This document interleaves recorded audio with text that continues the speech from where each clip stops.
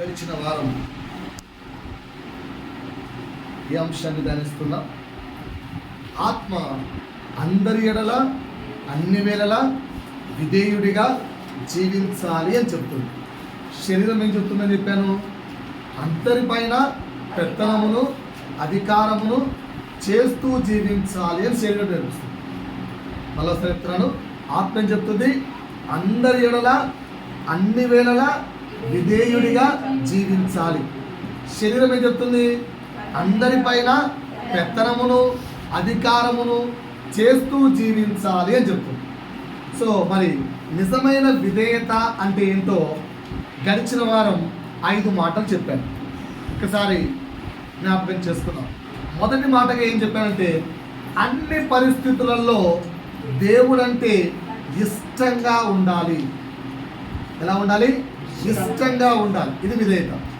రెండోది ఏం చెప్పాను? నా మట్టుకైనంత వరకు దేవుని కొరకు పనిచేస్తాను. అది విధేయత. మొదటి మాటగా ఏం చెప్పాను? దేవుడంటే ఇష్టంగా ఉండాలి. రెండో మాటగా ఏం చెప్పాను? నా మట్టుకైనంత వరకు దేవుని కొరకు పనిచేస్తాను. అది విధేయత. మూడవది మనస్పూర్వకమైన సమర్పణ, విధేయత. మనస్పూర్వకమైన సమర్పణ, విధేయత. నాలుగోది ఏం చెప్పాను? పూర్తిగా నమ్ముట, విధేయత. ఐదోది ఏం చెప్పాను? ఆజ్ఞలు పాటించుట, విధేయత అని చెప్పాను. ఆజ్ఞ అంటే ఒక ఆజ్ఞ గురించే మాట్లాడాను. ఏంటి? విశ్రాంతి దినమును పరిశుద్ధముగా ఆచరించవలెను. కదా, విశ్రాంతి దినమును పరిశుద్ధముగా ఆచరించవలను అనే ఒక్క ఆజ్ఞ చెప్తూ ఒక మాట ఏంటి? మనము విశ్రాంతి దినమును ఆచరించడం కాదు, ఏం కావాలంటే మనమే ఒక మందిరము కావాలి అని చెప్పారు. పాయింట్ అర్థమైందా? ఇంకొంచెం లోతుగా వెళ్ళి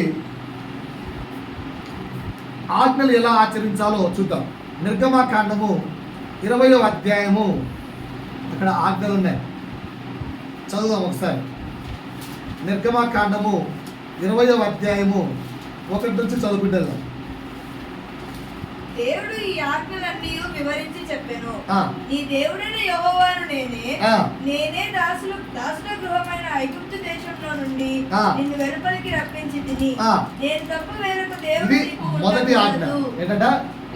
నేను తప్ప వేరొక దేవుడు నీకు ఉండకూడదు. ఇది మొదటి ఆజ్ఞ. కరెక్ట్ కదా? రైట్. రెండో ఆజ్ఞ ఏంటి? నీ దేవుడైన యెహోవా నామమును వ్యర్థంగా ఉచ్చరింపకూడదు. ఎక్కడ దాన్ని? పైన ఆకాశమందే గాని కాదమ్మా, కిందికి వెళ్ళాలి.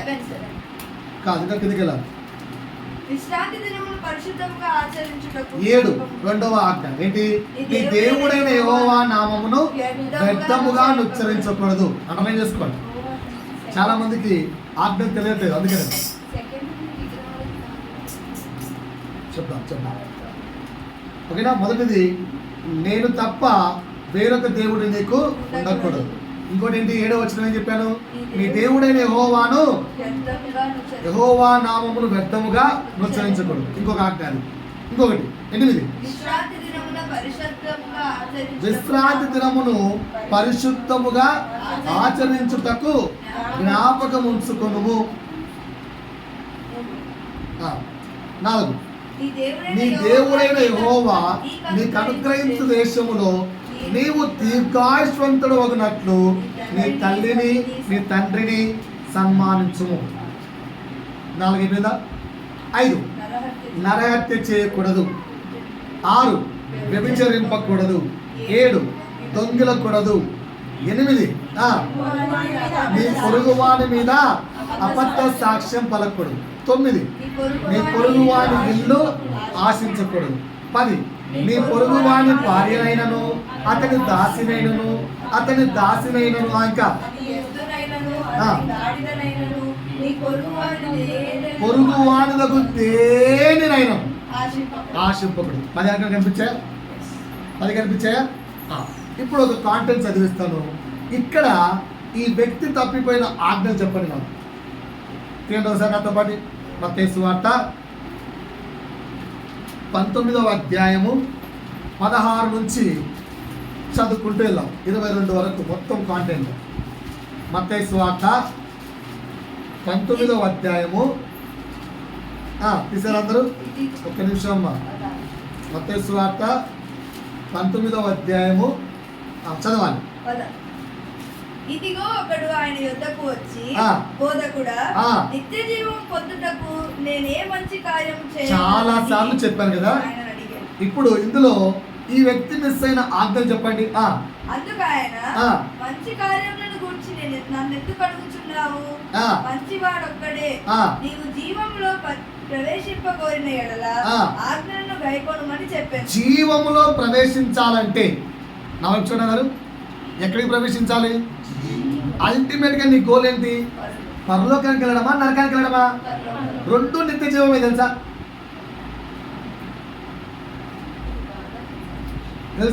రెండు నిత్య జీవాలే. నరకంలోకి వెళ్ళిన బయటికి రావు, స్వర్గంలోకి వెళ్ళిన బయటికి రావు. రెండు ఎవర్ లాస్టింగే. బట్ ఏ దాంట్లోకి వెళ్తావు? నరకం అనే ఎవర్ లాస్టింగ్లోకి వెళ్తావా? పరలోక రాజ్యము అనే దేవుని సన్నిధి ఎవర్ లాస్టింగ్కి వెళ్తావా? అల్టిమేట్ గా మన గోల్ అవుతుంది కదా. అక్కడికి వెళ్ళాలంటే చాలా సింపుల్ గా ఆన్సర్ ఇచ్చాడు దేవుడు. ఏంటా సింపుల్ ఆన్సర్? మళ్ళీ ఒకసారి, మంచివాడొక్కడే, నీవు జీవములోనికి ఆజ్ఞలను గైకొనుమని చెప్పాను. చాలా సింపుల్ కదా. దానికి యవ్వనుడు ఒక మంచి సమాధానం ఇచ్చాడు. మనకు కూడా అలాంటి సమాధానం ఇస్తాం. సార్ నా వైపు చూడండి అందరూ, సార్ నా వైపు చూడండి అందరూ. ఓకేనా? ఆజ్ఞలు ఇక్కడ ఎంతమంది తెలుసు? ఇక్కడ ఉన్న అందరికీ ఆజ్ఞలు తెలుసు కదా. పాటిస్తున్నారా? ఈ మధ్య ఒక ట్రెండ్ నేర్చుకున్నారు క్రైస్తవులు. ఏంటంటే ఏమడిగినా ఏమో పాస్టర్ గారు పాపలం అండి. ఓకేనా? ఇదే ప్రశ్న పాస్టర్ కాకుండా మీ పక్కన ఎవరన్నా అన్యుడు అడిగారు అనుకోండి, బైబిల్లో కొన్ని ఆజ్ఞలు ఉన్నాయంట కదా, నీకు తెలుసా అని ఏం చెప్తారు? ఆన్సర్ తెలుసు అంటారు. అంటే ఇప్పుడు అవన్నీ నువ్వు పాటిస్తున్నావా అని అడిగాను అనుకో, ఏం చెప్తారు? ఆన్సర్ చెత్తరేపరా. ఇప్పుడు ఈ సమాధానం, ఈ సహోదరుడు చెప్పిన సమాధానం మనం కూడా చెప్తాం. బాగా సమాధానం. అతడు ఏ ఆజ్ఞలండి ఆయన అడగా యేసు ఇప్పుడు చదువుకున్నాం కదా. అదే వ్యభిచరింపవద్దు, దొంగిలవద్దు, అబద్ధ సాక్ష్యం పలకవద్దు, తల్లిదండ్రులను సన్మానింపు, ఇందువల్ల నీ పొరుగువానిని ప్రేమింపవలెను అన్నవే అని చెప్పాను. అప్పుడు యవనస్తుడు ఏమంటున్నాడు? అందుకే యవనుడు ఇవన్నీ అనుసరించుచునే ఉన్నాను. ఇకను నాకు కొదువ ఏమని ఆయనను అడిగాను. ఇవన్నీ అనుసరించుచునే ఉన్నాను. చిన్న లాజిక్ చూడండి సార్. నా వైపు చూడండి. ఇవన్నీ అనుసరిస్తుంటే పరలోక రాజ్యం కన్ఫర్మే కదా. ఎందుకంటే పైన ముందే చెప్పాడు కదా, నీకు నిత్య జీవం కావాలంటే ఆజ్ఞలు పాటిస్తే చాలు. క్లియర్గా చేసి చెప్పాడా లేదా? ఆజ్ఞలు ఏంటి అన్నాడు, ఆజ్ఞలు ఏంటో చెప్పాడు. ఎస్ అవన్నీ పాటిస్తున్నాను, థ్యాంక్ యూ లార్డ్, నాకు కన్ఫర్మ్ అని వెళ్ళిపోవచ్చుగా. వెళ్ళిపోకూడదా? ఓకేనా? దీన్ని బట్టి అర్థం కాలేదా ఆ వ్యక్తి అబద్ధం చెప్తున్నాడని? దీన్ని బట్టి అర్థం కాలేదా ఆ వ్యక్తి అబద్ధం చెప్తున్నాడని? ఫర్ ఎగ్జాంపుల్ నేను అడిగాను, నువ్వు అడిగి వచ్చి పాస్టర్ గారు మరి మీ చర్చికి రావాలంటే ఏమన్నా క్వాలిఫికేషన్స్ ఉన్నాయా అని అడిగావు. అడిగితే నో క్వాలిఫికేషన్స్, ఏ క్వాలిఫికేషన్స్ లేవు, నో నీడ్ ఆఫ్ క్వాలిఫికేషన్. ఓకేనా? వచ్చేయాలంటే అనుకో పర్వాలేదు, వచ్చేస్తా అంటావా? ఇంకా ఏమైనా మరి నాలంటూ అని అడుగుతా? ఏమీ లేదు అన్నాం కదా, ఏమీ లేదు టక్ వచ్చారు. ఇక్కడ ఈ వ్యక్తి ఏంటి అడిగాడు, ఏసి చెప్పాడు, ఆజ్ఞలు పాటించాడు. అప్పుడు ఆ వ్యక్తి ఏం చేయాలి? సింపుల్గా వెళ్ళిపోవాలి, థ్యాంక్ యూ లార్డ్ నేనైతే పాటిస్తున్నాను, ఐఎమ్ రైట్ అని వెళ్ళిపోవాలి. వెళ్ళిపోయాడా? ఏమడిగాడు? ఇవన్నీ పాటిస్తున్నానండి, ఇంకా ఏమైనా నాలో కొదువు ఉందా అంటే అర్థం ఏంటి? ఆన్సర్ పాటిస్తాడని సింపుల్గా అబద్ధం చెప్పాడు. యేసు దగ్గర అబద్ధం చెల్లుతుందా? నెక్స్ట్ యేసు ఏమన్నా చూడండి. అందుకు యేసు ఓకే నాన్న, నువ్వు పరిపూర్ణుడు అగినట్లు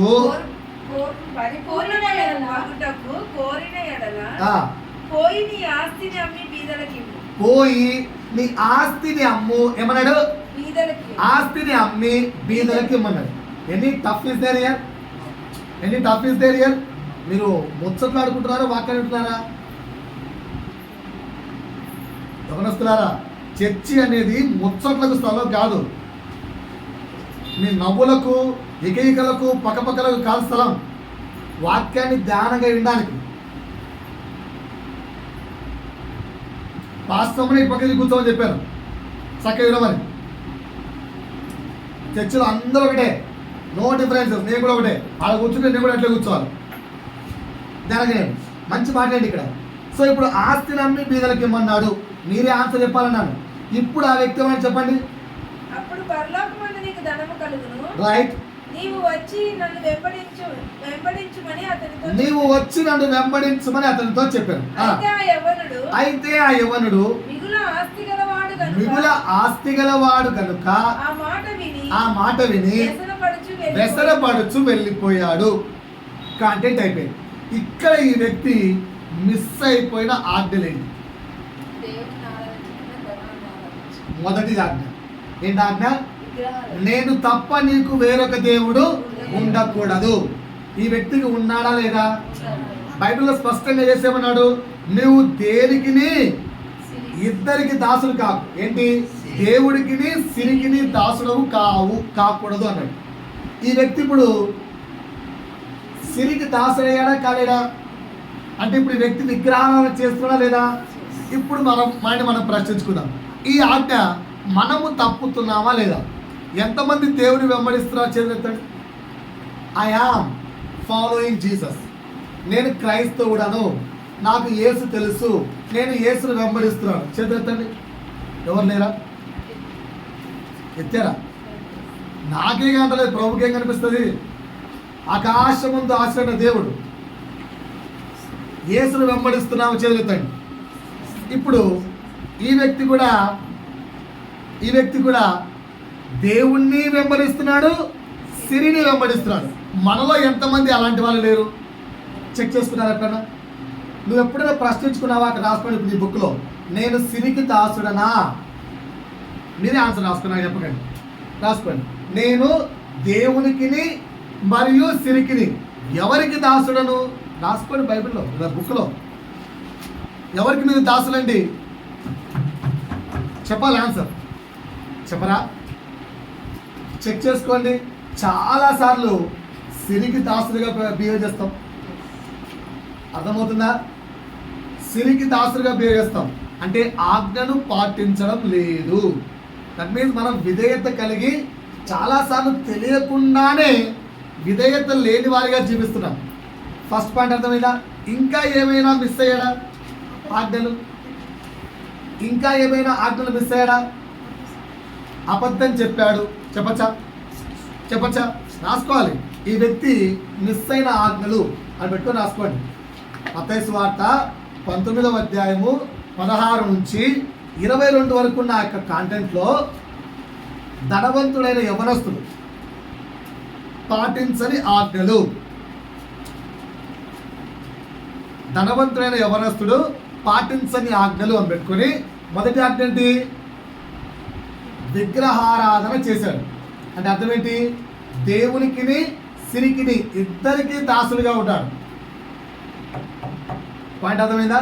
అక్కడ క్వశ్చన్ వేసుకోవాలి, మనం ఉన్నామా లాగా? లేమా?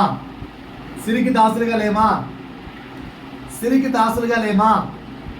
సిరికి దాసులుగా లేమా? సిరికి దాసులుగా లేమా?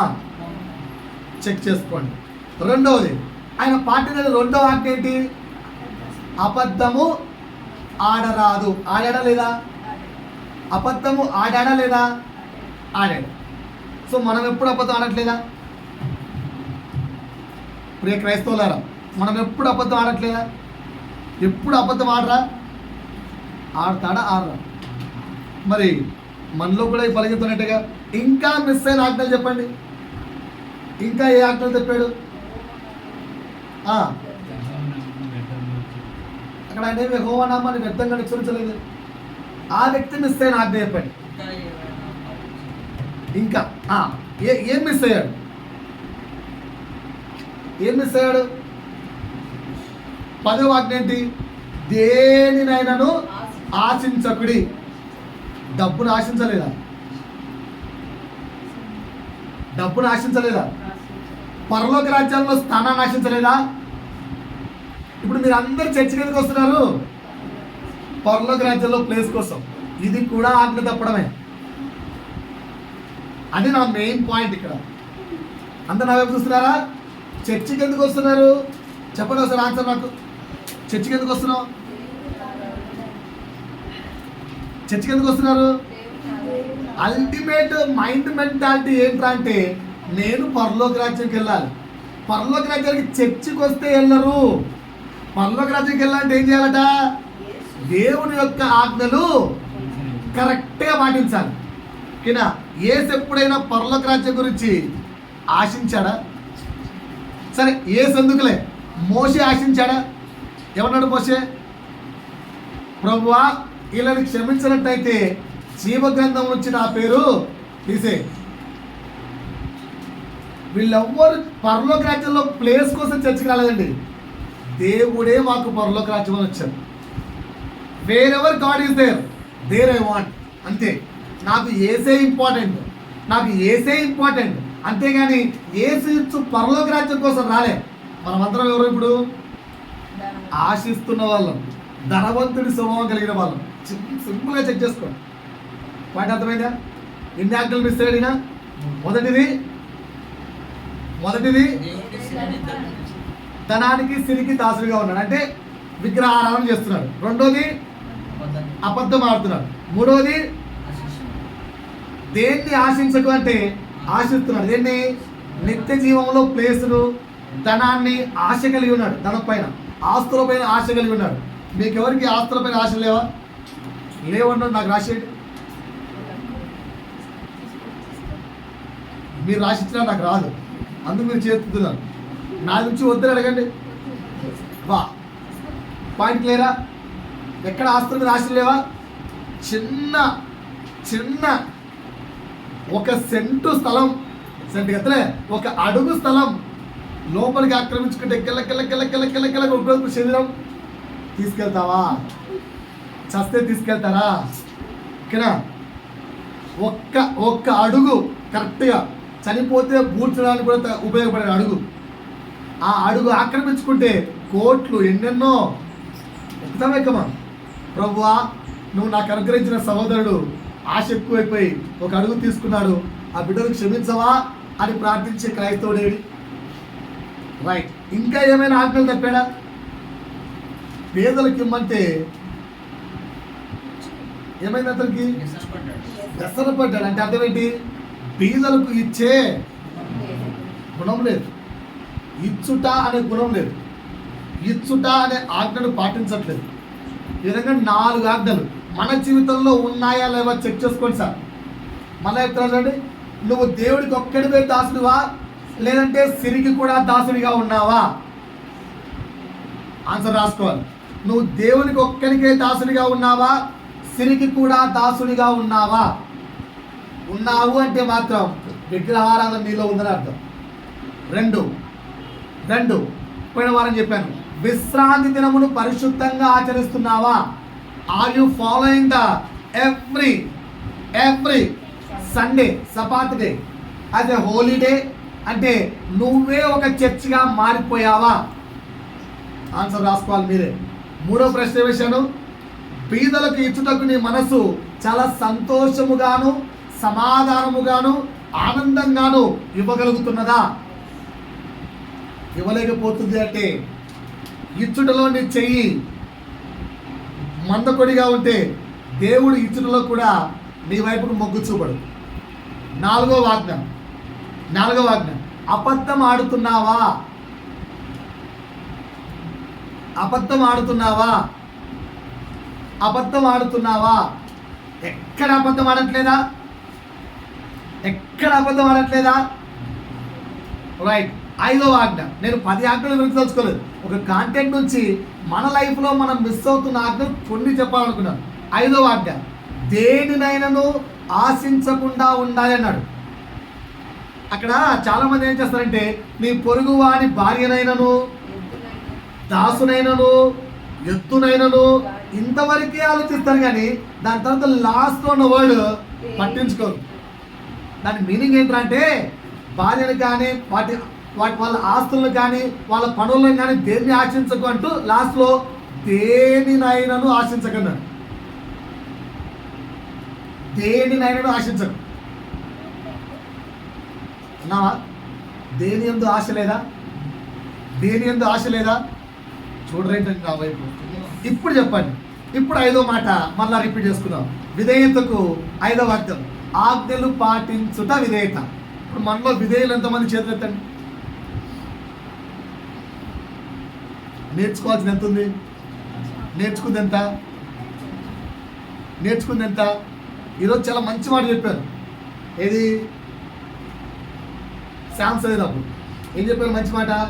ప్రభువు రాకడ దగ్గరగా ఉంది, మనమేమో ప్రభువుకు దూరంగా పరిగెడుతున్నాం. నేర్చుకుంది ఇంత, నేర్చుకోవాల్సింది ఇంత. మనం ఎంతసేపు ఉన్నా చప్పట్లు కొట్టుకుంటూ భజన చేసుకుంటూ హల్లెలూయా హల్లెలూయా అనే ఇంకా బతికేస్తున్నాం. ఎప్పుడు నేర్చుకుందాం? ఒక్క పాయింట్లోనే ఇన్ని మిస్ అయ్యాయి. ఇక ముందుకెళ్దాం. ఇంకొన్ని పాయింట్లు ఉన్నాయి. సో 5వ పాయింట్ అర్థమైంది ఇప్పుడు మీకు. ఆజ్ఞలు పాటించుట విధేయత. మనం పాటిస్తున్నామా? మనం విధేయుడిగా ఉన్నామా? నేను కేవలం పాత నిబంధన ఆజ్ఞలే తీసుకున్నాను. ఎన్ని ఆజ్ఞలు ఉన్నాయని చెప్పాను? మోర్ దాన్ 6,000 ఉన్నాయని చెప్పాను బైబిల్లో. నేను తీసుకుందండి ఒక 5. ఇంకెక్కువ తీసుకుంటే చెక్ చేసుకుందాం. కొంచెం ముందుకెళ్దాం. 6వ అర్థం విధేయతకు 6వ అర్థం రాసుకుందామా? విధేయతకు 6వ అర్థం దేవునికి ఇష్టడిగా ఉండాలి. సార్ ఫస్ట్ పాయింట్ కూడా సేమే కదా సార్. ఫస్ట్ పాయింట్ ఏం చెప్పాను? దేవుడు అంటే నీకు ఇష్టంగా ఉండాలి, అది విధేయత. ఇక్కడ 6వ పాయింట్ చెప్తున్నాడు, దేవుడికి నువ్వు ఇష్టంగా ఉండాలి. బాగా గమనించండి. ఎలా ఉండాలి? దేవుడికి ఇష్టడిగా మనం ఉండాలి. ఉన్నామా?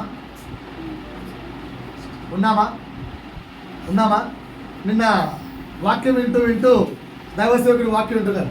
దైవసేవకుడు ఒక మాట అంటున్నాడు, చదివి వినిపిస్తాను. తేండి నాతో పాటు. లూకాసు వార్త. నాకు చాలా ఆశ్చర్యం అనిపించింది. భలే అది ప్రశ్న నాకు ఎందుకు లోపల చాలా ఆనందాన్ని, సంతోషాన్ని, బాధను, ఏడుపును అన్నీ వినిపించింది. చదవండి వస్తే నాతో పాటు. మీకేమైనా అనిపిస్తే చెప్పండి నాతో. లూకాసు వార్త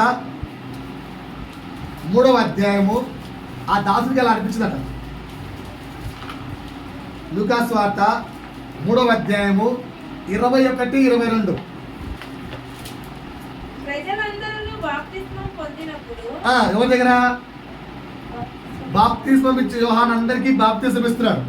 నాన్న షుడ్ నాట్ డిస్టర్బ్ మదర్. పిల్లలు ఇద్దరు నా వైపు. మీరు మమ్మీని డిస్టర్బ్ చేయొద్దు, మీ ఇద్దరు ఆడుకోవాలి. రైట్. యేసు కూడా బాప్తిస్మం పొంది. ఎవరు బాప్తిస్మం పొందారు? చెప్పండి నా వైపు. మాట్లాడడం నేర్చుకోండి ఫస్ట్. ఎవరు? యేసు కూడా బాప్తిస్మం పొందుతారు. బాప్తిస్మం తీసుకున్నాను. చంద్రతను నేను బాప్తిస్మం తీసుకున్నాను. చేతులు గట్టిగా. ఈ చేతులే రాంగ్, ఇట్లా ఫుల్ ఎత్తాలి. బాప్తిస్మం తీసుకున్నారా? రైట్. అంటే ఇప్పుడు యేసు మనం ఒకటే. నో యేసు మనం ఒకటే. యేసు ఎలా బాప్తిస్మం తీసుకున్నాం, మనం కూడా అలాగే బాప్తిస్మం తీసుకున్నాం. ఏ ప్రత్యేకమైన స్పెషాలిటీస్ యేసులో లేవు. ఆయన కంప్లీట్ మ్యాన్గా, మనిషిగానే పుట్టాడు. ఈజ్ ఎ కంప్లీట్ మ్యాన్, మనిషి, హ్యూమన్ బీయింగ్. పాయింట్ అర్థమవుతుందా? సో ఏం తేడా లేదు. మనము బాప్తిస్మం తీసుకున్నాం, యేసు బాప్తిస్మం తీసుకున్నాడు. చెప్పండి ప్రొఫెసర్ పక్కకి తట్టి. నేను బాప్తిస్మం తీసుకున్నాను, యేసు కూడా బాప్తిస్మం తీసుకున్నాడు. చెప్పండి కాదు, చెప్పారా? ఓకేనా? నేను కూడా యేసులాగా సమానమే. చెప్పండి కాదు. చెప్పండి నాన్న. నేను కూడా బాప్తిస్మం యేసులాగే తీసుకున్నాను. చదవండి ఇప్పుడు ముందుకు. ఆకాశం తెరవబడి. ఏం తెరవబడి? పరిశుద్ధాత్మ శరీరాకారంతో ఆయన మీదికి దిగవచ్చును. రైట్. ఎంతమంది మీద దిగి వచ్చిందండి? ఒక్కసారి చెప్పాలి. మీరు అందరూ, మనం అందరం బాప్తిస్మం తీసుకున్నాం కదా యేసులాగే. మన మీదికి ఎక్కడైనా పరిశుద్ధాత్మ దేవుడు పావురం వలె దిగి వచ్చుట చూసామా? బాబా దైవ సేవకుడు బాప్తిజం ఇచ్చినప్పుడల్లా బాబా చట్రాట ఎందుకు? నెక్స్ట్ లైన్ కోసం. ఏంటా నెక్స్ట్ లైన్? అప్పుడు నీవు నా ప్రియ కుమారుడవు, నీ యందు నేను ఆనందించుచున్నానని ఒక శబ్దము ఆకాశం నుండి వచ్చాను. మీరందరూ మనమందరం బాప్తిజం ఈ వర్డ్ వచ్చిందా? వర్డ్ వచ్చిందా? ఎంతసేపు ఉన్నా బాప్తిజం ఒకసారి లేమ్మా పైకిలే తల్లే పైకి లేచిన ఇట్లా పైకి బాప్తిజం తీసుకున్నప్పుడు పాస్టర్ ఎంతసేపు ఉన్నా ఇలా తల మీద చేయబెడతాడా, నీతో ముంచెత్తాడా? పైకి లేచావా? లేచినప్పుడు పాస్టర్ ఏ ప్రార్థన చేస్తాడు? ఆ మాటల కొరకు ప్రాకులాడుకుంటుంది ప్రతి ఉదయం. అదేదో భవిష్యవాణి ప్రవచనము అయిపోయినట్టుగా ఏదో దేవుడే పాస్టర్ నోట్ల నుంచి పలికించి నువ్వు రానున్న దినంలో గొప్ప సేవకుడు అయిపోతున్నాడు. దీని మీద ధ్యానం ఉంది, కానీ దైవ సేవకుడి ధ్యానం ఏంటో తెలుసా? ప్రభువా ఈయన నా ప్రియకుమారుడు నేను వినిపిస్తుందా? వినపచ్చిందా? ఇప్పుడు ప్రశ్న ఏంట్రా అంటే, దేవుడికి ఇష్టడు అంటే మరి దేవుడు మన ప్రియకుమారుడు అని చెప్పలేదే. నువ్వు భలే చెప్తావు పాస్టర్ గారు, ఏం మాట్లాడుతున్నావు ఏమైనా అర్థమవుతుందా? యేసు నేను ఒకటంటేనే ఇక్కడ చాలా మందికి ఒప్పుకోవట్లేదు. ఎంతమంది ఒప్పుకున్నారు హార్ట్ఫుల్గా ఆ వర్డ్ను? అందుకే మీరు క్రైస్తవులు కాకుండా వేరండి, ఇంకా క్రైస్తవతలు ఎదగట్లేదు మీరు. సారీ టు సే, యేసు నేను ఒక్కటే అంటే ఎంతమంది ఒప్పుకుంటున్నారు? చేతులు ఎత్తండి. ఇక్కడ ఒప్పుకోబుద్ధి కావట్లేదు కదా. యోహాను సువార్త 17వ అధ్యాయము. బైబిల్ చదవమా, పాటించాం ముందు మెయిన్ కదా. 17వ అధ్యాయము ఏముందండి?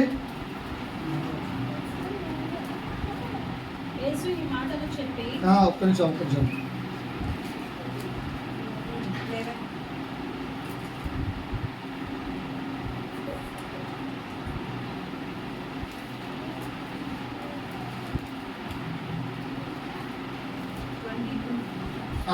చదవమ్మా. నీవు నన్ను లోకమునకు పంపిన ప్రకారం నేనును వారిని లోకమునకు పంపితిని. వారును సత్యమందు ప్రతిష్ఠ చేయబడినట్లు వారి కొరకే నన్ను ప్రతిష్ఠ చేసుకొనుచున్నాను. ఓకే. మరియు నీవు నన్ను పంపితివని లోకము నమ్మునట్లు తండ్రి నా యందు నీవును నీ యందు నేనును ఉన్నలాగున నా యందు నీవును నీ యందు నేనును ఉన్నలాగున వారును మన యందు ఏకమై ఉన్నారు. వారి కొరకు మాత్రము నేను ప్రార్థించుటలేదు. వారి కొరకు మాత్రం ఏంటి? ఆ 12 మంది శిష్యుల కొరకు మాత్రమే కాదు, దేవుని కొరకు తీర్మానించుకొని బాప్తిజం తీసుకొని నేను నీ కొరకు బ్రతుకుతానని చెప్పిన ప్రతి క్రైస్తవుడా మనందరి కొరకు యేసు చెబుతున్న మాట ఏంటి? తండ్రి ఎలాగ నీవు నన్ను ప్రేమించుచున్నావో అలాగే నీ యందు అంగీకరించిన మీరందరినీ కూడా పక్షపాతము లేకుండా ప్రేమించేవాడు తండ్రి. తండ్రి యేసుని ఎలా ప్రేమించాడో నిన్ను నన్ను కూడా అలాగే ప్రేమిస్తున్నాడు. ఒకవేళ ప్రేమించలేదు అనుకో, దేవుడే తప్పైపోతాడు.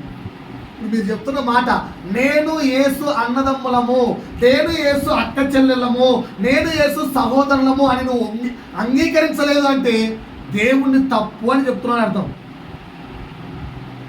తెలియకుండానే సాతాను మన నోట ఎంత పాపాన్ని చేస్తుందో అర్థమవుతుందా? ఏ సంతటి వాడు తండ్రి నన్ను నువ్వు ఎలా ప్రేమించావో వీరిని కూడా అలాగే ప్రేమించని ప్రార్థించాడు. తండ్రి అలాగే మనం ప్రేమిస్తున్నాడు కనుక తండ్రి ఎలాగైతే యేసు ఈయన నా ప్రియ కుమారుడు అని చెప్పాడు, మిగతా వాళ్ళకేం తండ్రి చెప్పలేదా? అబ్రాహాం ఏం చెప్పాడు? ఈయన నా స్నేహితుడు. మీనింగ్ ఒకటే, తేడా ఏం లేదు. ప్రియ కుమారుడు స్నేహితుడు అన్నీ ఒకటే, పెద్ద తేడా లేదు. మోసే గురించి ఏం చెప్పాడు? దావీదు గురించి ఏం చెప్పాడు? ఇవన్నీ అలా అలా అలా ఎందుకు రాలేదు? దేవుడికి అంత ఇష్టమైన వారిగా మనం ఎందుకు లేము? బికాస్ వాళ్ళందరూ ఎందుకున్నారంటే విధేయత. మనం ఎందుకు లేమంటే విధేయత లేకపోవడం వల్ల. ఇంకొంచెం వివరం చెప్తాను మీకు, ఇంకొంచెం వివరం చెప్తాను. సార్ ఇంత గొప్ప మాట యేసుకు రావడానికి కారణం ఏంటంటారు సార్? సింపుల్ ఆన్సర్, విధేయత. ఏ వంతు విధేయత చూపించాడు సార్ అంటే ఇప్పుడు 7వ అర్థం చెప్తాను, తీయండి ఒకసారి. ఇప్పుడు 6వ అర్థం ఏం చెప్పాను? 6వ అర్థం ఏం చెప్పాను? ముచ్చటిస్తున్న జనాంగమా, 6వ అర్థం ఏం చెప్పాను? విధేయత అంటే ఏం చెప్పాను? దేవునికి ఇష్టడుగా ఉండడం విధేయత. దేవుడికి ఇష్టడుగా ఉండడం విధేయత. పాయింట్ అర్థమైందా? దేవుడికి ఇష్టడుగా ఉండట విధేయత. 7వ అర్థం రాసుకోండి. ఆజ్ఞలు చేయడానికి త్వరపడుట విధేయత. ఆజ్ఞలు చేయడానికి త్వరపడడం, పరిగెత్తడం విధేయత. ఎంతమంది పరిగెడుతున్నారు? ఎంతమంది పరిగెడుతున్నారు?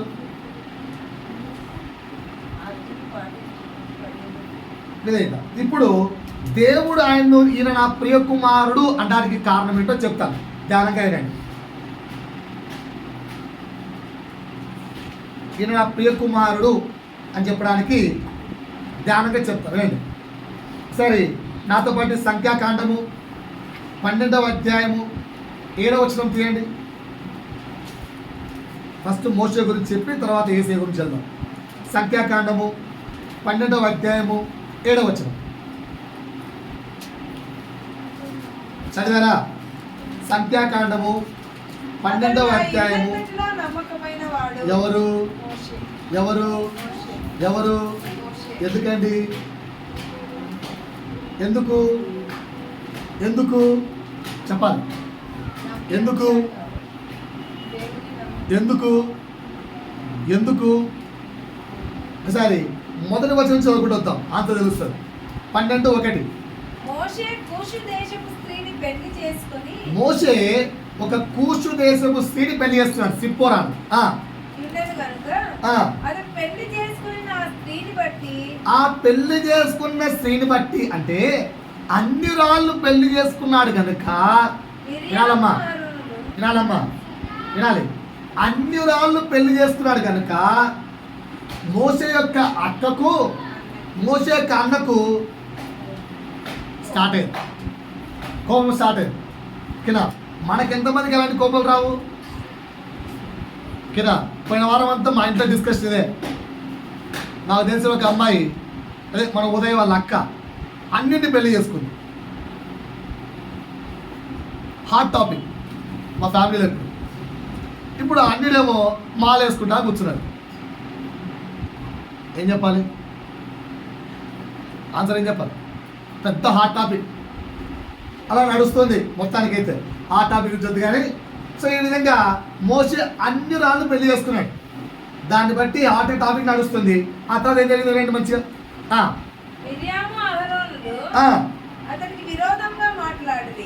ఓకే, వారు మోషే చేత మాత్రమే యెహోవా పలికించెనా? వారు ఏమన్నారంటే మోషేతో మాత్రమే దేవుడు మాట్లాడతాడా? మేము ప్రవచించలేదా అంటే మిరియాము ప్రవచించింది, అహరోను కూడా ప్రవచించాడు. యెహోవా మాటలు వీళ్ళిద్దరూ ప్రవచించారా లేదా? ప్రవచించారా లేదా? ప్రవచించారా లేదా? అంటే వీళ్ళతో కూడా దేవుడు మాట్లాడాడు, తప్పేముంది? సో ఇక్కడ ధ్యానంగా ఏంటి, తప్పేమన్నా అన్నారా అండి వీళ్ళిద్దరు? తప్పేమన్నా అన్నారా? దానికే దేవుడు వచ్చి మోషే నా ఇండ్లంతట్లో నమ్మకమైన వాడు అన్నాడంటే అసలు ఆ మోషేలో ఉన్న గొప్పతనం ఏంటి? ఆ పక్కన సాత్విక అంటే అర్థం ఏంటి చెప్పాల? ఎలా సాత్వికుడయ్యాడు? చెప్పండి, ట్రై చేసి ఉపయోగించండి. ప్రభు మనకేదో సమాధానం చెప్తాడేమో. మాట్లాడకపోతే అపవాది దొంగలిస్తుంది వాక్యాన్ని. అందుకే సమయాన్ని ఇస్తున్నాను. అక్కడ ఏమరాయబడింది? ఏమరాయబడింది అని చెప్పుకొనగా యెహోవా ఆ మాట వినెను. మోషే భూమి మీద ఉన్న వారందరిలో మిక్కిలి సాత్వికుడు. ఎలా చెప్తున్నారండి? ఎట్లా? అదే అదే సాత్వికుడు అన్నా విధేయుడు అన్నా ఒకటే మీనింగే. ఏంటి? దేన్ని బట్టి అతను విధేయుడు అంటున్నారు మీరు? Simple logic, simple logic, simple logic. Simple logic. బాగా ఆలోచించండి. నా వైపు చూడండి అందరు, నా వైపు చూడండి అందరు, నా వైపు చూడండి అందరు. ఎవరో వచ్చి నా పెద్ద కూతురు బాగా తిడుతున్నారు ఏనా, నా పెద్ద కూతురు మాత్రం ఏం పట్టించుకోదు. నేనేమో రెచ్చిపోదా రండ్రా అనేసిన. తేడా ఏంటి ఇద్దరికి? తిట్టింది ఎవరిని? ఆ అమ్మాయిని. రెస్పాండ్ కావాల్సింది ఎవరు? ఆ అమ్మాయి. రెస్పాండ్ అయింది ఎవరు? ఇక్కడ తిట్టింది ఎవరు? అహరోను మిరియాము. తిట్టింది ఎవరిని? మోషే. అది కానీ తిట్టారా? దేవుడు ఏమన్నా పెద్ద వీడితోనే మాట్లాడతాడా? మాతో కూడా మాట్లాడతాడు. పెద్ద వీడియో మీద బిల్డప్ ఇస్తున్నాడబ్బా, ఇంత ఒక్కొక్క మాట్లాడినట్టు అని వాళ్ళ తమ్ముడు అనుకున్నారు.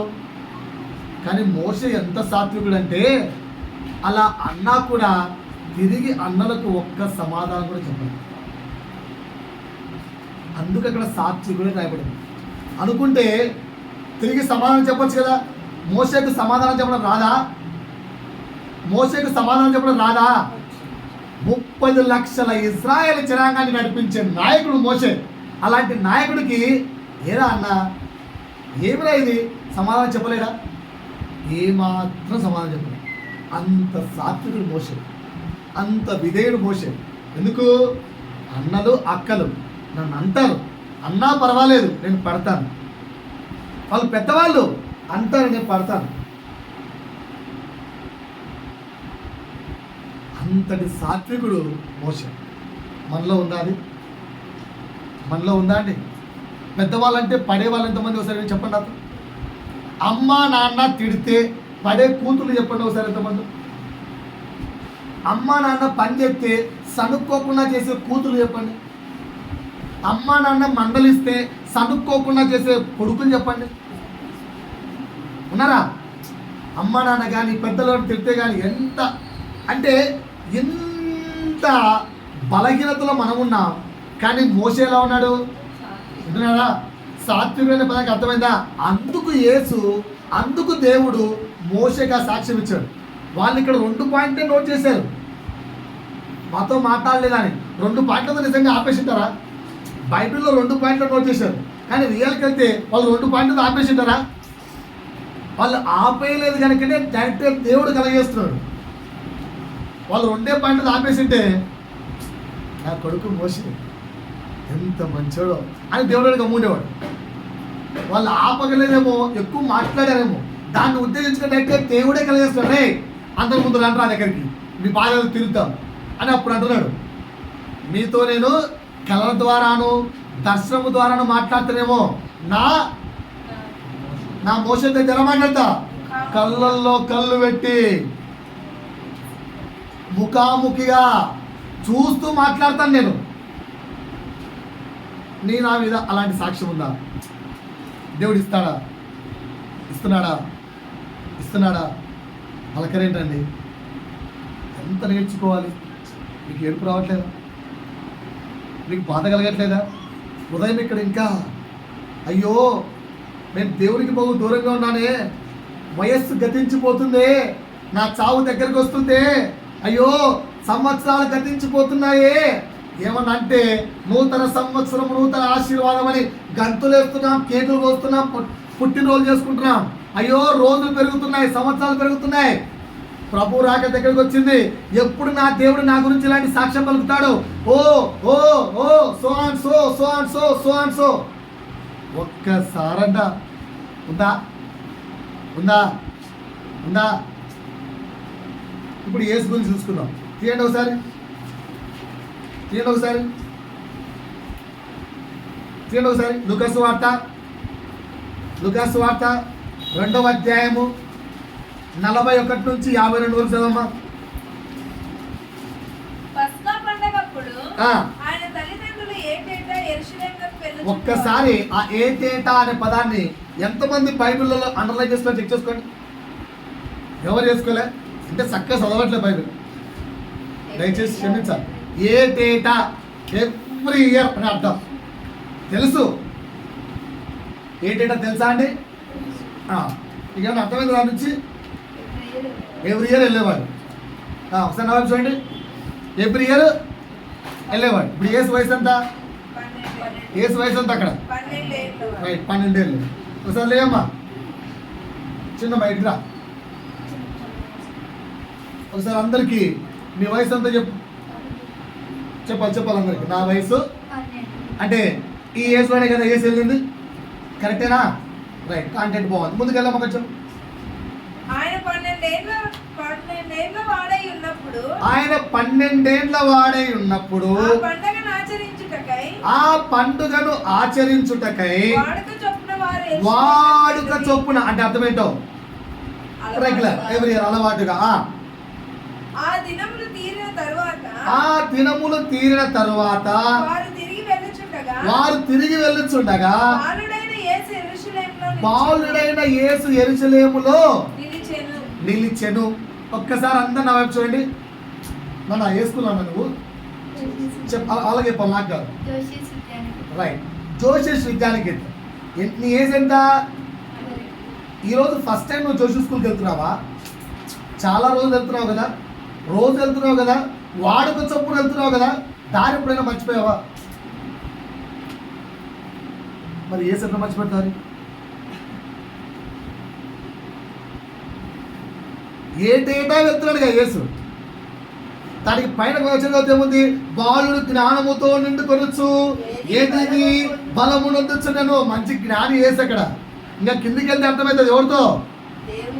ఎవరితో చర్చిస్తున్నాడు అక్కడ దేవాలయంలో? జ్ఞానులతోనూ బోధకులతోనూ మాట్లాడుకుంటాడు. అంత జ్ఞాని అయిన యేసు పాయింట్ అర్థమైందా? అంత జ్ఞాని అయిన యేసు దారి మర్చిపోతాడా? ఏటేటా వెళ్తున్న దారి మర్చిపోతాడా? ఇప్పుడు ఈ అమ్మాయి స్కూల్ నుంచి ఇంటికి దారి మర్చిపోతుందా? ఎందుకు మర్చిపోదు? వాడుక చొప్పున వస్తుంది. మరి వాడుక చొప్పున ఆలయానికి వెళ్ళే యేసు దారి ఎట్లా మర్చాడంటో ఇప్పుడు అందరికీ చెప్పా. ఏటేటా అంటే అందరికీ తెలుసు ఎవ్రీ ఇయర్ అని. ఈ కాంటెంట్ మీ మైండ్లోకి వచ్చిందా? అందుకు అండర్లైన్ చేసుకోవాలి. మరి ఎలా మర్చాడు? కిందికి వెళ్తే చెప్తున్నాడు అంటే యేసు దారి మర్చిపోలేదు, ఇంటెన్షన్గానే ఆగిపోయాడు. చూడండి, ఇంటెన్షన్గానే ఆగిపోయాడు. చూస్తున్నారా? కావాల్సిగానే ఆగిపోయాడు, ఉండాలని చెప్పి ఉండిపోయాడు. ఎందుకున్నాడు అక్కడ? చెప్పండి, ఎందుకున్నాడు? దేవాలయంలో ఎందుకున్నాడు? దేవాలయంలో ఎందుకున్నాడు? అసలు దేవాలయంలో ఎన్ని రోజులు ఉన్నాడు? ఏంటండి బైబిల్ చదువుతున్నారు లేదా? 3 రోజులు. ఎలా 3 రోజులు అయింది? రెండోది పాయింట్ నెంబర్ 1. ఏటేటా మీకు అర్థమైంది కదా? అట్టెట్ట తల్లిదండ్రులు పిల్లలు మర్చిపోయారు? గుంపులో ఉన్నాడంటే అర్థం ఏంటి? పాయింట్ గుర్తించాలి. ఇప్పుడు రోజు నేను నా భార్యను స్కూల్ నుంచి ఇంటికి తీసుకొని వస్తా, కానీ నా పిల్లలు నాతో పాటు రారు. లాజిక్ అర్థమైందా? నా పిల్లలు నాతో పాటు రారు, వాళ్ళు జనులతో కలిసి వస్తుంటారు. యేసు కూడా జనులతో కలిసి రావడం అలవాటు. అందుకే అక్కడ ఒక పాయింట్ రాయబడింది, జన సమూహములో ఉన్నాడేమో అని అనుకున్నారు. సో తీరా ఇంటికి వచ్చేసరికి ఇంకా రాలేదా అని అడుగుతాను లేదా? అట్లా ఒక రోజు ప్రయాణం అయిన తర్వాత ఏసేడ్రా అని అడిగితే అవునా అమ్మ రాలేదే అన్నారు. అప్పుడు క్వశ్చన్ స్టార్ట్ అయింది. సో ఆల్రెడీ 1 డే జర్నీ వచ్చారు, తిరిగి 1 డే జర్నీ వెళ్ళారు. చర్చిలో వెతుక్కుంటే దొరకడానికి 1 డే పట్టింది. మొత్తం 3 డేస్. 3 డేస్ దాకా ఎక్కడికి వెళ్ళాడా? ఎక్కడికి వెళ్ళండి, అక్కడే చర్చిలో ఉన్నాడు, వాళ్ళతో వాదిస్తున్నాడు. తీరా అమ్మ నాన్న వెళ్ళి అడిగితే ఏమైందిరా నాయన మాతో పాటు రాలంటే ఏం చెప్పాడు?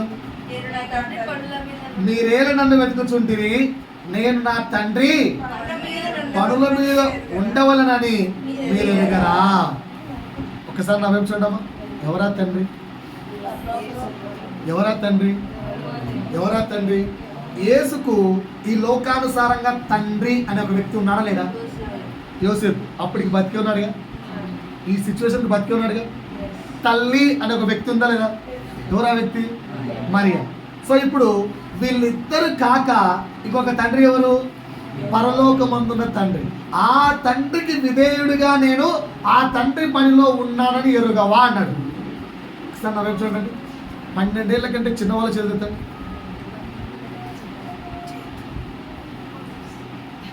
వాళ్ళు తప్ప మిగతా వాళ్ళందరికీ ప్రశ్న, దేవుని పనిలో ఉన్నావా?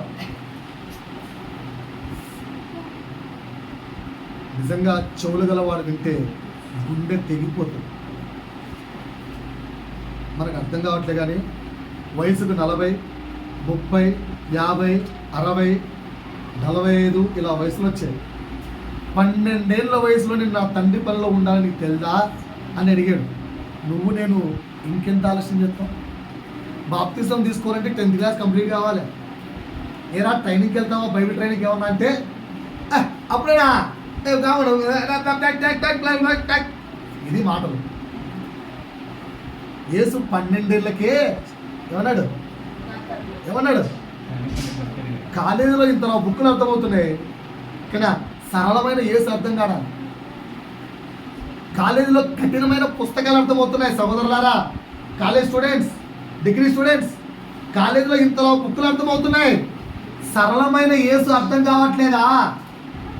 మరి దేవుని పనికి నువ్వు లేవా? కౌంట్ కాదా? అందుకు 12 ఏళ్ల నుంచే దేవుని పనిలో ఉండడానికి ఇష్టపడ్డాడు. కానీ లోకము తల్లిదండ్రులు నేనన్నా కాదురా బాబు రా అంటే కిందికి వచ్చి 52 వచ్చింది చదవండి. దేని వెళ్తున్నాడు? తండ్రితో ఉండవలసిన జ్ఞానం.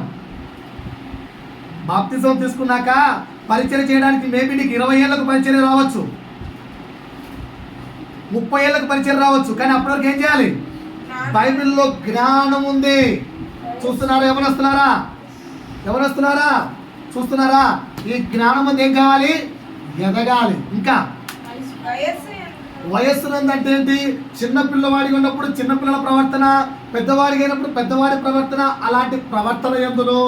దేవుని దయ ఎందును, అలాగే మనుష్యుల దయ ఎందును. అంటే చెప్పిన పని ఏది కూడా తల్లిదండ్రులకు ఎదురు సమాధానం చెప్పకుండా 30 ఏళ్ళ వయసు అయినాక మరియమ్మ వచ్చి ఏసు ఏం చెప్తే చేయండిరా అంటే అప్పుడు ఏమన్నా చేసు? ఓ మమ్మీ బుద్ధి లేదా నీకు? నేనేమంటావు? డాక్టర్ అయిపోతే బుద్ధులు ఎక్కడ మళ్ళీ ఆయన చెప్తే చేయండి, బ్రెయిన్ పని చేయడా అనాల్సిన ఏసు ఏమన్నాడు అని అన్నాడా? తల్లి సింపుల్గా మీరు ఇప్పుడు 10 ఏళ్ళకు 15 ఏళ్ళకి ఇలాంటి సమాధానం చెప్తాను మమ్మీతో. నాకు రాదు, నేను చేయ. ఇంత పుస్తకాలు అర్థమవుతాయే నాకు కాదు. అమ్మ చూడాలి, అమ్మ చెప్పే చిన్న పని చేత కాదు, డాడీ చెప్పే చిన్న పని చేత కాదు. ఎదురు సమాధానం చెప్తున్నావా లేదా? చెప్తున్నారా లేదా? ఏసు చెప్పాడా? అది అంతటి విధేయత గలవాడు కనుక నువ్వు కూడా అలాంటి విధేయతలో జీవించు. పరిశుద్ధాత్మ దేవుడు పరలోకం నుంచి ఆ స్వరాన్ని ఎందుకు పంపిడో చూద్దాం. ఖచ్చితంగా పంపిస్తాడు. రాసి పెట్టుకోండి. సమూయేలును పిలిచిన దేవుడు, ఒక్కొక్క దైవ సేవకుని పిలిచిన దేవుడు నిన్ను నన్ను ఎందుకు పిలవాడు? నీ దగ్గరికి వచ్చి ఇదిగో ఈ సేవకుని యందు నేను ఆనందించుచున్నాను, ఇదిగో ఈ నా కుమారుడి యందు నేను ఆనందించుచున్నాను, ఇదిగో ఈ నా కుమార్తె యందు నేను ఆనందించుచున్నాను చెబుతారు. నువ్వు యేసులాగా విధేయత కలిగి జీవిస్తే కుమారుడా, కుమార్తె. 12 సంవత్సరాల వయసులోనే దేవుడి పని కొరకు విధేయతతో జీవించిన దేవుడు. అందుకే యేసు బాప్తిజం తీసుకున్నప్పుడు అలాంటి స్వరం వచ్చింది. పాయింట్ అర్థమైంది? ఇప్పుడు పాయింట్ అర్థమైందా?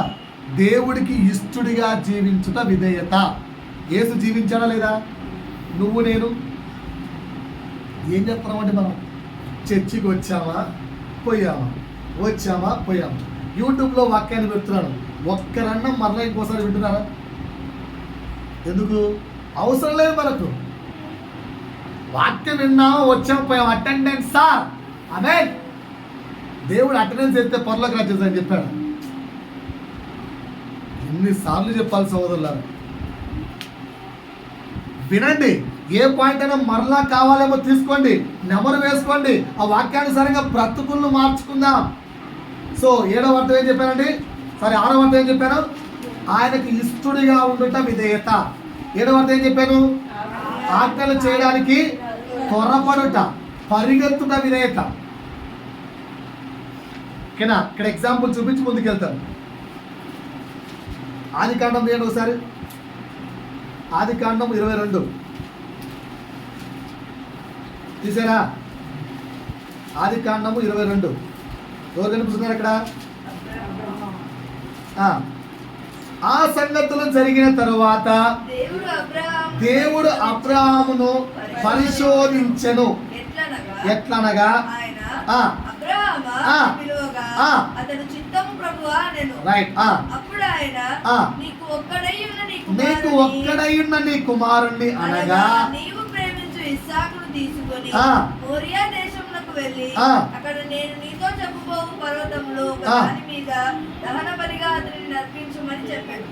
తెల్లవారినప్పుడు అబ్రహాము చాలమ్మా ఎంతమంది బైబిల్లో తెల్లవారినప్పుడు అంటలేదు? చెక్ చేసుకో. లేకపోతే ఎప్పుడైనా చేసుకోండి. తెల్లవారినప్పుడు అంటలేనుందా? ఏమర్థమైంది ఆ పాయింట్ నుంచి? ఒకసారి నా వైపు చూడండి. ఏమర్థమైంది మీకు? ఓకేనా? నేను చెప్పంటారా? నాకేమర్థమైందో నాకేమర్థమైంది చెప్పంటారా? ఇప్పుడు ఎర్లీ మార్నింగ్ ప్రేయర్లో కూర్చున్నాడు. ప్రభువా, దేవా, తండ్రి అని వేకువజామున 4 గంటలకు 3 గంటలకు లేచి ప్రేయర్లో కూర్చుంటే దేవుడు ఏం మాట్లాడాడు? అబ్రహామా అని పిలిచాడు. చిత్తం ప్రభువా అన్నాడు. ఏమన్నాడు అప్పుడు? నీ ఒక్కగానొక్క కుమారుని నాకు బలి ఇచ్చేయన్నాడు. ఇదే డైలాగ్ మీతో మాట్లాడితే ఏం చేస్తారు చెప్పండి? నేను చెప్పండిరా, దేవుడేనా మాట్లాడింది దయ్యమా? మొదటి డౌట్ వస్తారా? రెండోది, ఒకసారి ఎందుకైనా మంచిది మరలా కన్ఫర్మ్ చేసుకుందాం. Yes or no? మరలా ఇంకో ప్రశ్న తెలుసా? దేవుడైతే ఇచ్చిన కుమారుని అడుగుతాడా? అడగలేదంటే ఇదేదో ఇన్ని ప్రశ్నలు వచ్చి ఇంకొక పాస్టర్ను మెల్కిషెదెక్ ఉన్నాడు కదా అప్పట్లో, ఆయన ఈయన పిలిచో కన్ఫర్మ్ చేసుకొని మన పైన ఉన్న సీనియర్ పాస్టర్ని కన్ఫర్మ్ చేసుకొని దైవసేవకు ఒకసారి ఫోన్ కొట్టి కన్ఫర్మ్ చేసుకొని చేస్తారా చేయరా? ఇలా కన్ఫర్మ్ చేసుకోవడానికి ఎన్ని రోజులు పడుతుంది? ఒక వారం అంట మీకు, ఆమెకైతే వారం, మీకు చెప్పండి ఇస్తారు. ఒక్కరోజేనా? ఎన్ని రోజులు పడుతుంది ఇస్తారు? దేవుడు నేను అడిగాడు అనుకో, అమ్మా I'm going to give first give this అన్నాను అనుకో, కన్ఫర్మేషన్ ఎంత టైం పడుతుంది? ఫస్ట్ ఫోన్ నాకు రాదు, ఇది దేవుడు మాట్లాడేనా బ్రదర్, దేవుడి స్వరమేనా అంటారా? కానీ అక్కడ క్లియర్ పాయింట్ అర్థం చేసుకోండి. వేకోజామున దేవుడు మాట్లాడాడు, తక్షణమే తెల్లవారని కొడుకు తీసుకెళ్ళిపోయాడు. సెకండ్ ఆలస్యం చేయాలి. అప్పుడు గమనించారా? సార్ మళ్ళా సార్ చూడండి. ఇదిగా తెల్లవారినప్పుడు అంటే అర్థమేంటి? ఎర్లీ మార్నింగ్ 4 గంటలకేమో దేవుడు మాట్లాడాడు, తెల్లవారింది 6 గంటలకు కమాన్ కుమారుడా పదా వెళ్దాం. ఆజ్ఞలు పాటించడానికి ఎంత త్వరపడుతున్నాడో చెక్ చేయండి. అర్థమవుతుందా? అలా ఉండాలి, అది విధేయత. అందుకు అబ్రహాముకు అంత గొప్ప ధన్యత వచ్చిందండి. అబ్రహాము సంతానము అని పిలిపించుకోవాల్సిన గొప్ప స్థితి అబ్రహాంకి ఇచ్చాడు. ఎందుకు? అందుకే నువ్వు నేను అలా ఉన్నామా? ఈరోజు వాక్యం చెప్తే రేపటి నుంచి స్టార్ట్ అంటున్నావా? ఇప్పటి నుంచే స్టార్ట్ అంటున్నావా? నా జీవితంలో ఇది లేదు, ఇప్పుడు నుంచే నేర్చుకుంటా అనేవాళ్ళు ఎంతమంది? విధేయతకు అర్థాలు ఇవ్వండి. ఆజ్ఞలు పాటించడానికి త్వరపడుట విధేయత. ఎంతమంది ఉన్నారు? పాయింట్ అర్థమైందా? 7వ పాయింట్ అర్థమైంది. 8వ అర్థం చెప్తున్నాను. 8వ అర్థం ఆజ్ఞలను బట్టి ఆనందించుట విధేయత. ఎంతమంది ఆనందిస్తారండి? చర్చికి 10 o'clock రాకుండా డోర్ వేస్తారు. చాలా హ్యాపీ బ్రదర్. చెప్పేవాళ్ళు ఎంతమంది? చర్చికి 10 o'clock రాకుంటే డోర్లు వేసేస్తారు, ఓకేనా? లేదంటే ఫైన్ వేస్తారు. చర్చికి వచ్చే వాళ్ళు ఎంతమంది? కంప్లీట్గా మానేసే వాళ్ళు ఎంతమంది? చేతులెత్తండి. చర్చికి లేట్గా వస్తే 10 to 10:05 గ్రేస్ పీరియడ్. 10:05 దాటితే ఫైన్ వేస్తా. 10:05 దాటితే 1000 రూపీస్ ఫైన్ వేస్తా. చర్చికి వస్తాము చేతులెత్తండి, 1000 రూపీస్ ఫైన్ వేస్తా. వస్తారా? చర్చి మానేరు, లేట్ అయినా వస్తారా? 1000 రూపీస్ ఫైన్ అండి, 1000 రూపీస్ ఫైన్ అని వస్తారా? ఈ చర్చి అంటే ఇంకో చర్చి, అంటే ఈ చర్చి అంటే ఇంకో చర్చి. ఆజ్ఞల యందు ఆనందించడం అంటే ప్రతి కఠినమైన ఆజ్ఞను కూడా సంతోషంగా స్వీకరించడం. ఇది విధేయత. పాయింట్ అర్థమైందా? ఇది విధేయత. మీకు బెస్ట్ ఎగ్జాంపుల్ చెప్తాను. దేవుని యొక్క ప్రతి మాట కూడా ఆజ్ఞ కదా, దేవుడి యొక్క ప్రతి మాట ఆజ్ఞ కదా. నాతో పాటు తీయండి. ద్వితీయోపదేశ కాండము, ఆజ్ఞల యందు ఆనందించుట అంటే చెప్తాను రండి. ద్వితీయోపదేశ కాండము తీసారా? 34 చివరి అధ్యాయం తీసారా అండి? తీసారా? 34 చివరి అధ్యాయం. తర్వాత ఎవరున్నారు? 34 అధ్యాయం తర్వాత యెహోషువ. ఎవరు తెలుసులే? ఎవరు యెహోషువ? మోషే తర్వాత ఇశ్రాయేలు జనాంగాన్ని నడిపించిన నాయకుడు. మోషే తర్వాత మోషే కొడుకులు ఉండాలిగా, ఉండాలి లేదు? ఓకేనా? కష్టపడి 30 లక్షల జనాంగాన్ని ఫరో రాజు నుంచి విడిపించింది ఎవరు? దారంతా తిడితే పడింది ఎవరు? ఇజ్రాయెల్ 30 లక్షల మంది. మన ఇంట్లో 3 తిడితే కోపము అన్నీ వస్తాయి కదా. 30 లక్షల మంది సనుక్కుంటున్నా తిడుతున్నా ఒక్క రోజన్నా పాపం మోసే కోప్పడ్డా? ఓకేనా? చెప్పండి. ఒక చిన్న పెళ్ళి, మన ఇంటికి ఒక 5 మంది బంధువులు వచ్చారు, ఎంత హడావిడి ఉంటుంది, ఎన్ని కోపాలు ఉంటాయి. అంతమంది నడిపిస్తున్న మోసే కోప్పడ్డా? అంత ప్రేమగా అన్ని కష్టాలు వచ్చినా, అంటే సమస్యలు వచ్చినా 40 సంవత్సరాలు కంటి బిడ్డల్లా కాపాడుకుంటూ, సొంత బిడ్డల్లాగా కాపాడుకుంటూ 30 లక్షల మంది జనాంగాన్ని కనాను దేశాన్ని నడిపిస్తే, తీరా దేవుడు చేసిన పని ఏంటి? మోసేను పంపించాడా? కనాను దేశానికి మోసే వెళ్ళాడా? ఏం తప్పు చేశాడండి పాపం మోసే? ఏం తప్పు చేశాడు? పోయినసారి నీళ్లు రాలే, స్టార్టింగ్లో రాకుంటే ప్రభువా నీళ్లు లేవు, ఏం పరిస్థితి అంటే అన్నాడు. ఎందుకు నా ఊరికి నన్ను అడుగుతావు, కర్రించగా కొట్టుదని అన్నాడు. బండం చెప్పింది ఎవరు కొట్టమని? దేవుడు చెప్తే పక్కన కొట్టాడు, నీళ్ళు వచ్చాయి. రెండోసారి పాపం మళ్ళా అదే సమస్యలు లేదు. అప్పుడు దేవా అన్నాడు. అంటే దేవుడు ఏమన్నాడు? పండుంది కదా, పండుగ అడుగు అన్నాడు. ఓన్లీ గ్రామర్ మిస్టేక్స్ పట్టుకోవడానికి కొంచెం మిస్టేక్ అంతే. సెకండ్ ముందుగా కొట్టమన్నాడు కదా, ఇప్పుడు కొట్టమన్నాడేమో అంటే టక్కన కొట్టాడు. నీళ్ళైతే వచ్చాయి. దేవుడు అన్నాడు, నేను కొట్టమన్నా అడగమన్నాను. అడగమన్నా ప్రభు, మరి ఎందుకు కొట్టేవరా? రా కానీ ఆయన క్యాన్సర్ అన్నాడు. చిన్న మనకైతే చాలా చిన్న మిస్టేక్లా అనిపిలా. కనాడు క్యాన్సర్. 40 సంవత్సరాలు అన్ని శ్రమలు వచ్చి, అన్ని కష్టాలు పడి ఇజ్రాయెల్ జనాంగాన్ని నడిపిస్తే, ఆ నాయకుడి కనాడు దగ్గర తీసుకెళ్ళాడా? సింపుల్గా ఏమన్నాడు? 34:5 చదవండి.